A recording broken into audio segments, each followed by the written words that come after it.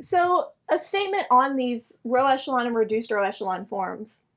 For a given matrix, there's a lot of different possible row echelon forms for the matrix. However, every matrix has one and only one reduced row echelon form. So reduced row echelon forms are unique for matrices, whereas row echelon is not.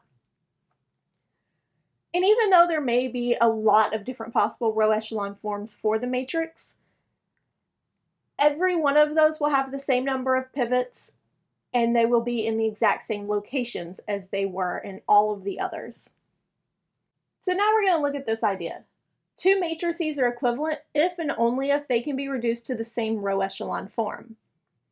And this is important because row echelon forms are much easier for us to pull out the solutions to our system of equations. That's why they're helpful with solutions. So if we can prove that this is true, we're going to be able to use these row echelon and reduced row echelon forms to help us find our solutions to our systems. We're going to start by supposing that two matrices are actually row equivalent. Since they're row equivalent, we know they have the same solutions, so we can use row operations to reduce the first matrix to the second one. The fact that they're row equivalent guarantees that we are going to be able to do that. We're then going to use row operations to reduce the second matrix to row echelon form. And we have it. So we had that two matrices are equivalent, so they have the same solutions. That means we can use operations to reduce the first matrix to the second, and then the second matrix to row echelon form. So now I have a sequence of operations that gets the first one to the same row echelon form as the second matrix. So they have the same row echelon form. Since this is an if and only if, I've only proven half of this. I've proved that if they're equivalent, they have the same row echelon form. I still need to prove the other direction. If they have the same row echelon form, then they are equivalent. So now we'll prove the other direction. So we'll now suppose that two matrices can actually be reduced to the same row echelon form, which we're going to denote by R. And so we want to prove that these are equivalent. This means we essentially have two sequences of row operations. We have a sequence to reduce the first matrix to this row echelon form, and we have a sequence to reduce the second matrix to the row echelon form. If I then reverse this second sequence, we then have a sequence that allows us to translate R into my second matrix. So if I take the sequence of operations that reduces my second matrix to R and reverse them, I can then translate R to the second matrix.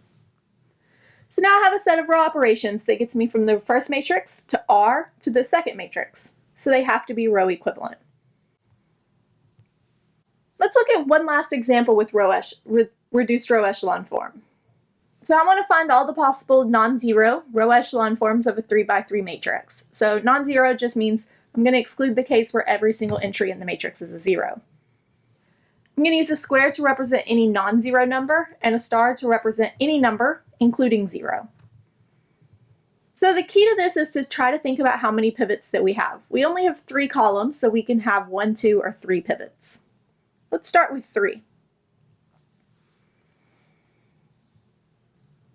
So if we know we have 3 pivots, we know exactly where they need to be since they need to move down and to the right.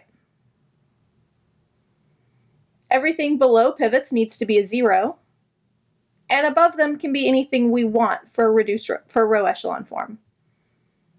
So there's my first one, and this is the only way to do it with 3 pivots. Next, let's think of 2 pivots. And for this, we really have to consider where they're located. They could be in the first column and second column, in which case the third row would be all zeros.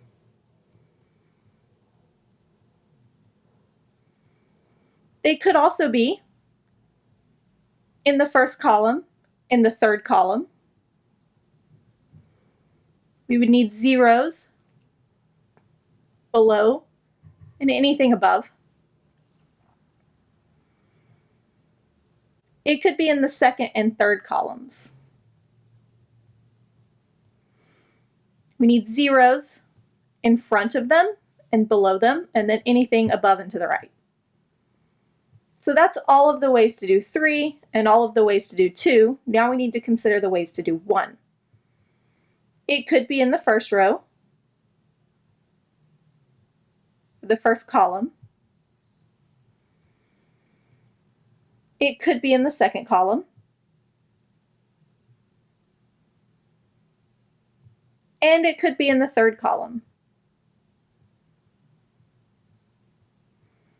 So here's all of my possible row echelon forms for a 3 by 3 matrix.